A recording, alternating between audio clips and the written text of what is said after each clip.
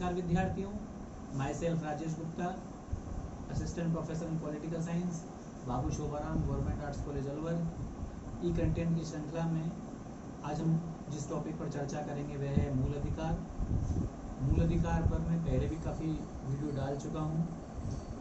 मूल अधिकारों का अर्थ, स्वरूप, इसके अंतर्गत जो हमें 6 प्रकार के अधिकार प्राप्त हैं: समानता का अधिकार, स्वतंत्रता का अधिकार, शोषण के विरुद्ध अधिकार, धार्मिक स्वतंत्रता का अधिकार। इन पर हम पूर्व के वीडियो में चर्चा कर चुके हैं। इस वीडियो में जो नेक्स्ट अधिकार है, जो शेष अधिकार हैं, उन पर हम चर्चा करेंगे। जो अगला अधिकार है वो है हमारा संस्कृति और शिक्षा संबंधी अधिकार। इसका प्रावधान अनुच्छेद 29 एवं 30 में है। अनुच्छेद 29 में कहा गया है कि सभी नागरिकों को अपनी विशिष्ट भाषा, लिपि और संस्कृति को सुरक्षित और संवर्धित रखने का अधिकार है। बहुत महत्वपूर्ण अनुच्छेद है। अनुच्छेद 30 में यदि हम बात करें तो उसमें लिखा हुआ है कि जो धार्मिक और जो भाषाई अल्पसंख्यक हैं उनको अपनी धार्मिक संस्थाओं को चलाने का और उसका प्रबंध करने का उनको अधिकार है। यदि हम भारतीय संदर्भ में बात करें तो यहाँ पर मुस्लिम, सिख, ईसाई, बौद्ध, पारसी और जैन 6 प्रकार के जो वर्ग हैं इनको अल्पसंख्यकों में माना गया है। तो अल्पसंख्यकों के हितों की दृष्टि से आर्टिकल 29 और 30 हमारे लिए बहुत ज़्यादा महत्वपूर्ण है। फिर हम बात करते हैं अनुच्छेद 31 की। जब भारत का संविधान का निर्माण हुआ तो अनुच्छेद 31 में संपत्ति का अधिकार रखा हुआ था। उस समय ये अधिकार सभी व्यक्तियों को मूल अधिकार के रूप में प्राप्त था, लेकिन 44वें संविधान संशोधन द्वारा इसे मूल अधिकारों से हटा दिया और इसे संविधान के बाद 3 अर्थात अनुच्छेद 31 से हटाकर संविधान के अनुच्छेद 300 क में डाल दिया गया। इसलिए जो संपत्ति का अधिकार है वो अब वर्तमान में मूल अधिकार नहीं है। वो एक कानूनी अधिकार है, लेकिन वो वर्तमान में मूल अधिकार हमारे लिए नहीं है। फिर हम बात करते हैं अगले अधिकार की।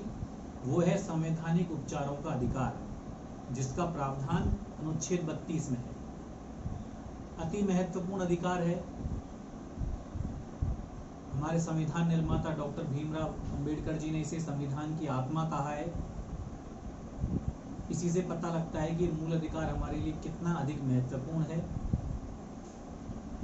इसमें कहा गया है कि यदि राज्य या उसका कोई भी प्राधिकारी हमारे मूल अधिकारों का हनन करने की कोशिश करे तो हम अनुच्छेद 32 के तहत सर्वोच्च न्यायालय की शरण ले सकते हैं या अनुच्छेद 226 के तहत उच्च न्यायालय की शरण ले सकते हैं। और जब हम न्यायालय के पास जाएंगे तो न्यायालय कुछ प्रकार के लेख जारी करता है जो निम्नानुसार।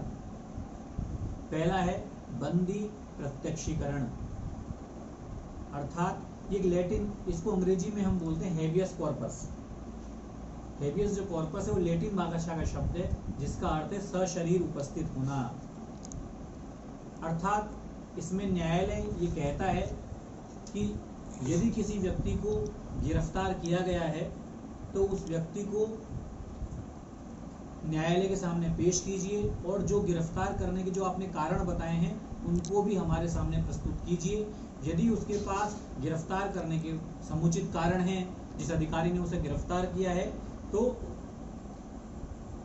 उसे गिरफ्तार रखा जा सकता है। लेकिन यदि उसको गिरफ्तार करने के समुचित कारण नहीं है तो न्यायालय उसे रिहा करने के आदेश जारी कर सकता है। तो ये है बंदी प्रत्यक्षीकरण अर्थात हेबियस कॉर्पस। दूसरा है परमादेश, मैंडेमस। मैंडेमस भी एक लैटिन भाषा का शब्द है जिसका अर्थ है हम आदेश देते हैं। यदि कोई लोक प्राधिकारी, कोई सार्वजनिक पद पर विद्यमान कोई अधिकारी यदि अपने कर्तव्यों का पालन यदि सही तरीके से न करे तो इसमें न्यायालय उसको यह आदेश देता है कि आप अपने कर्तव्यों का पालन समुचित रूप से कीजिए। तो ये भी बहुत एक महत्वपूर्ण आदेश है। अगला तीसरा है वह है अधिकार प्रच्छा, क्वो वारंटो। यदि कोई लोक प्राधिकारी या कोई सार्वजनिक या सरकारी पद पर कोई भी बैठा हुआ कोई अधिकारी ने कोई ऐसा आदेश जारी कर दिया है जिसको जारी करने का आदेश उसके पास नहीं है, या कोई ऐसा निर्णय ले लिया है जिसको लेने की जो क्षमता है, लेने की जो शक्ति है वो उसके पास नहीं है, तो न्यायालय उससे पूछ सकता है कि आपने ये किस अधिकार क्षेत्र के अंतर्गत ये आदेश जारी किया है। और यदि उसके पास वो जो आदेश जारी करने की शक्ति नहीं है तो वो उस आदेश को, उस निर्णय को रद्द करने का आदेश दे सकता है।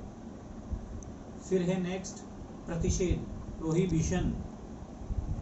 प्रोहिबिशन भी एक लैटिन भाषा का शब्द है जिसका तात्पर्य है किसी कार्य के प्रतिपादन को प्रतिबंधित करना।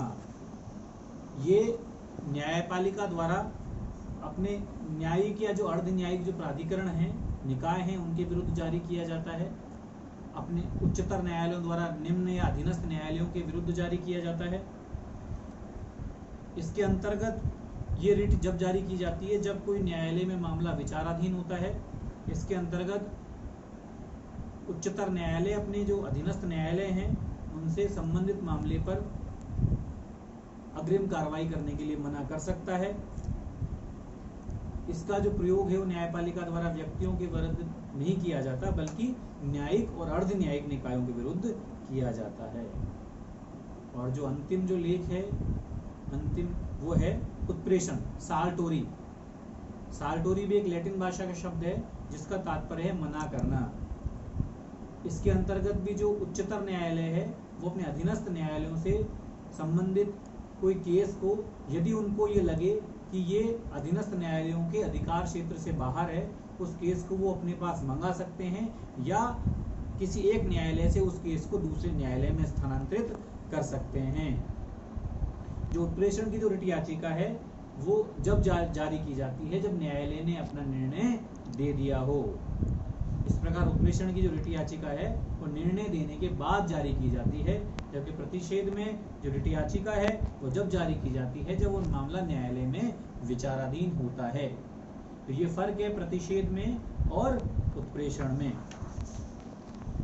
अनुच्छेद हम 33 की बात करें तो वहां पर ये कहा गया है कि जो हमारे सैन्य या जो अर्धसैन्य बल जो कार्यरत हैं उनकी राष्ट्रीय सुरक्षा को देखते हुए, राष्ट्रीय एकता और अखंडता को देखते हुए उनके मूल अधिकारों को प्रतिबंधित या कमी या कटौती की जा सकती है। तो इस प्रकार अनुच्छेद 33 भी बहुत महत्वपूर्ण अनुच्छेद है। अनुच्छेद 34 और 35 भी महत्वपूर्ण है जिनके बारे में कुछ बातें कही गई है मूल अधिकारों के बारे में। अब हम बात करते हैं मूल अधिकारों से संबंधित जो कुछ केसेस जो न्यायालय में चले हैं। जो पहला केस जो 1951 में आया वह है शंकरी प्रसाद केस। इस केस में मूल अधिकारों को लेकर न्यायालय में चुनौती दी गई और ये कहा गया कि क्या ये प्रश्न वहां पर ये आया कि क्या संसद मूल अधिकारों में संशोधन कर सकती है क्या। तो इस केस में न्यायालय ने यह फैसला दिया कि हाँ, संसद मूल अधिकारों में संशोधन कर सकती है। ये केस पुनः सज्जन सिंह बनाम राजस्थान संघ के रूप में 1965 में न्यायपालिका के समक्ष आया, जिसमें उसने निर्णय दिया कि न्यायपालिका ने निर्णय दिया कि संसद मूल अधिकारों में संशोधन कर सकती है। संसद के पास यह अधिकार है कि वो मूल अधिकारों में संशोधन कर ले। लेकिन जब 1967 का जो गोलकनाथ केस था उसमें न्यायपालिका ने एक अभूतपूर्व निर्णय दिया। इसमें न्यायपालिका ने कहा कि मूल अधिकार अत्यंत पवित्र हैं और इसलिए न्यायपालिका मूल अधिकारों में संशोधन, माफी चाहूंगा, इसमें न्यायपालिका ने यह कहा कि संसद मूल अधिकारों में संशोधन नहीं कर सकती। और इस निर्णय के बाद फिर भारतीय संसद के द्वारा 1971 में 24वां संविधान संशोधन किया गया, जिसके अंतर्गत ये कहा गया कि संसद मूल अधिकारों में संशोधन कर सकती है।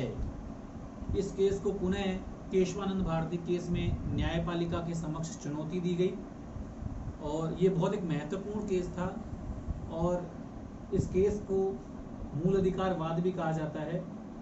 इस केशवानंद भारती बनाम केरल जो राज्य केस था, जो 1973 में फैसला आया, इसमें न्यायपालिका ने गोलकनाथ के केस को पलट दिया।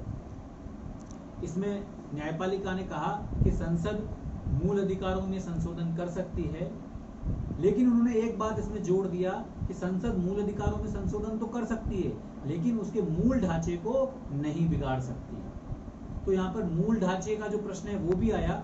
इसमें न्यायपालिका ने ये भी बताया कि मूल ढांचे में मुख्यतः कौन कौन से बिंदु आते हैं।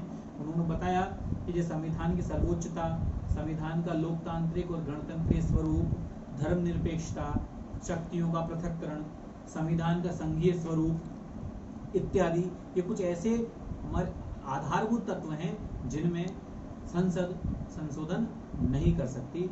तो केशवानंद भारती एक महत्वपूर्ण वाद है जिसमें संसद को मूल अधिकारों में संशोधन करने की शक्ति दे दी गई, लेकिन ये भी कह दिया गया कि वो संविधान के जो आधारभूत ढांचे को है वो उसे नहीं बिगाड़ सकती। और इसी निर्णय की पुष्टि मिनर्वा मिल्स जो केस है 1980, उसमें सर्वोच्च न्यायालय ने पुनः की।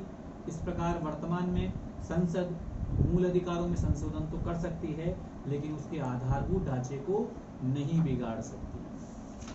तो इस प्रकार अब वर्तमान में हमारा मूल अधिकार जो विषय है, जो टॉपिक है, वो अब समाप्त हो गया है।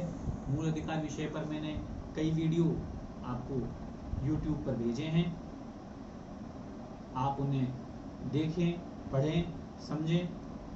बहुत बहुत धन्यवाद। Thank you.